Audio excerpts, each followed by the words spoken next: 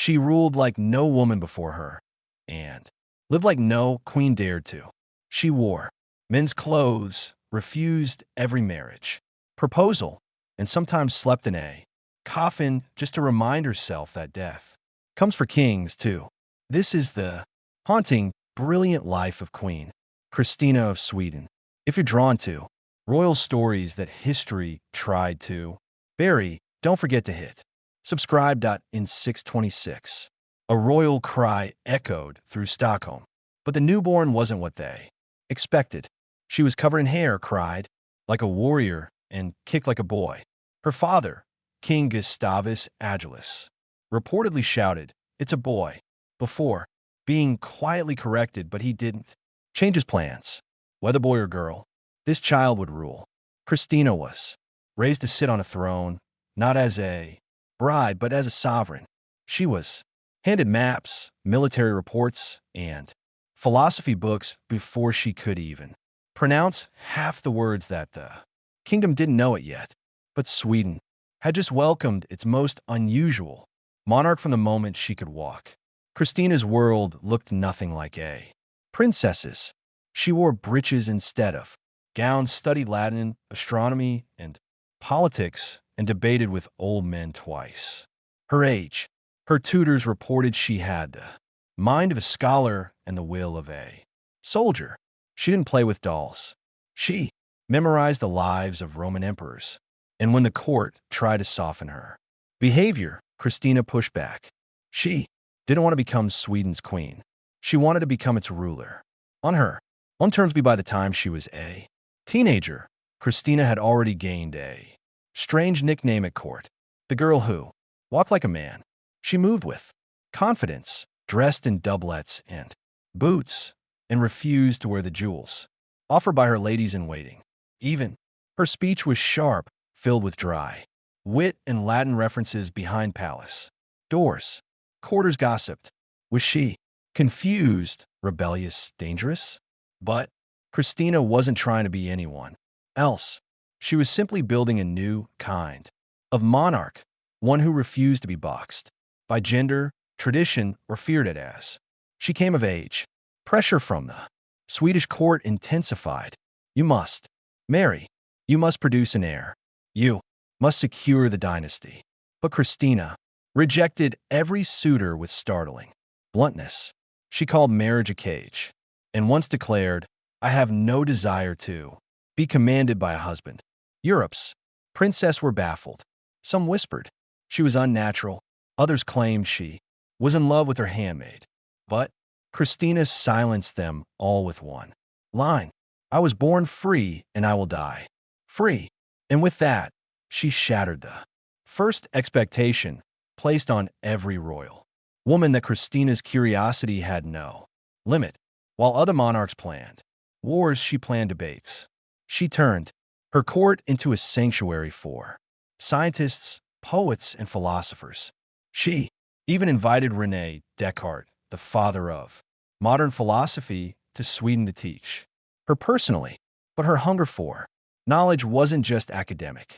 She wanted to understand life, death, power, and the soul. That while kings obsessed over legacy, Christina obsessed over meaning. And behind that sharp mind, her obsession with mortality quietly began to take root.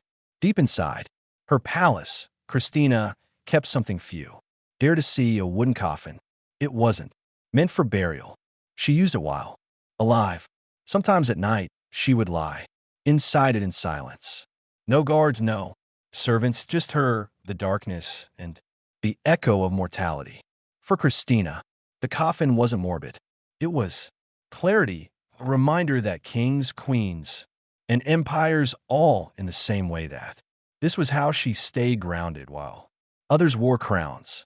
She stared straight at the grave and ruled anyway. By her late 20s, Christina's soul felt restless.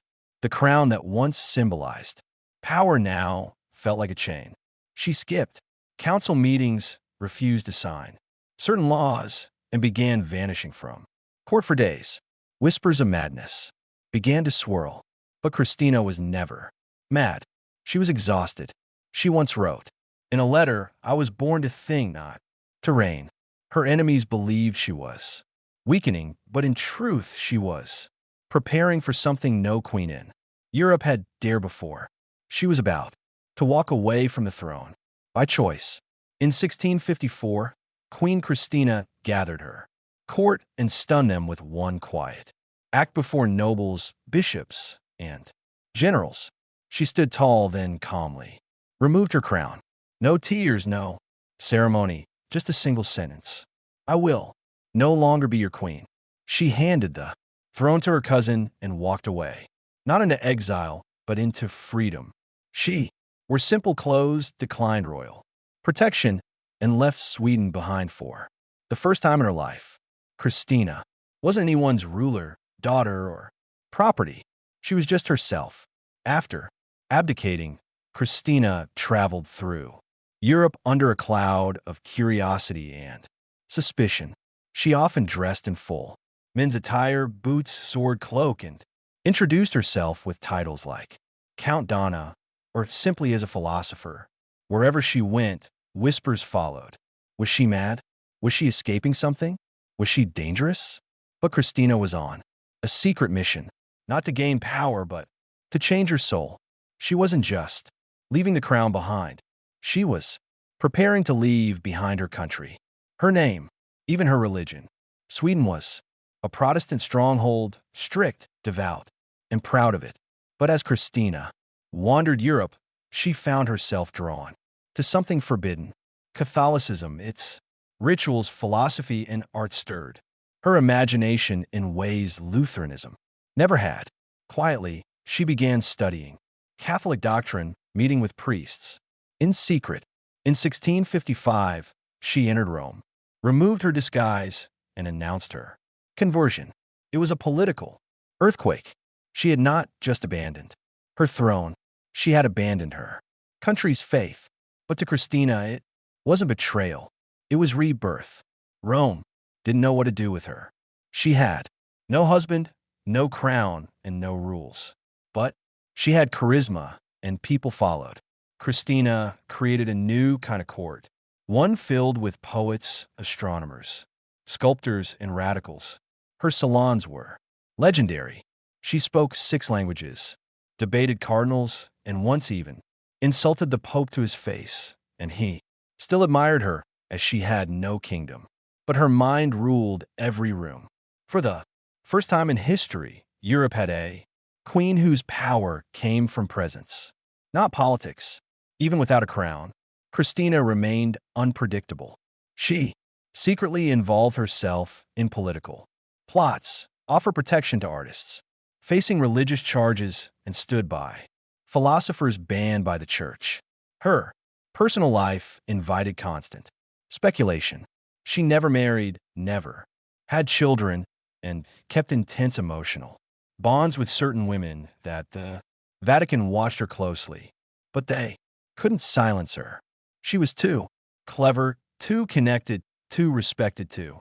Christina had become a rare and powerful contradiction, a woman the church couldn't control, yet dared not exile. In 1689, at the age of 62, Queen Christina of Sweden died quietly in Rome. There were no royal trumpets, no weeping subjects, but the Vatican did something extraordinary. They buried her in St. Peter's Basilica, the heart of the Catholic world. It was an honor reserved for saints and popes, yet given to a queen who had abandoned her throne, her faith, and her title that no other woman before or since has been laid to rest there. Christina died as she lived, alone, unrolled, and unforgettable. Even centuries later, Christina remains a mystery historians still argue over. Was she a revolutionary or a runaway, a genius or a misfit? What we do know is this: she read more than any monarch of her time, challenged more traditions than most kings, and refused every role she was told to play. She wasn't a perfect ruler. She wasn't even a conventional woman. But in the tight cage of royal expectations, she carved out freedom with her bare